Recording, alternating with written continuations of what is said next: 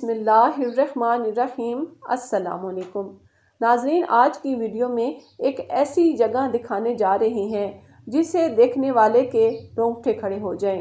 جی ہاں، قید خانہ، جس میں حضرت یوسف علیہ السلام کو ان کے ناکردہ گناہوں کی پاداش میں تقریباً 12 سال قید میں رکھا گیا، اور جیل بھی ایسی جہاں ہوا کا گزرنا بھی مشکل ہو۔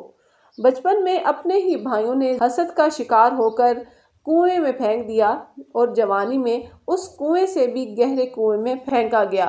حضرت یوسف علیہ السلام سے اس وقت کے بادشاہ کی بیوی زلیخا بدفعلی کرنا چاہتی تھی، لیکن حضرت یوسف علیہ السلام نے اس کے ساتھ ایسا نہیں کیا، تو زلیخا نے حضرت یوسف علیہ السلام پر الزام لگا دیا کہ اس نے میرے ساتھ بدفعلی کی ہے، تو اس جرم کی وجہ سے حضرت یوسف علیہ السلام کو جیل میں پھینک دیا گیا۔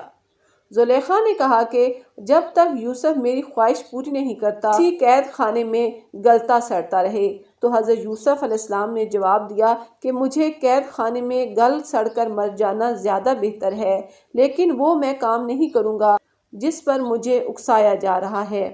اللہ تعالیٰ نے حضرت یوسف علیہ السلام کو ان کے بے انتہا صبر اور برداشت کے صلے میں اسی مصر کا حکمران بنا دیا۔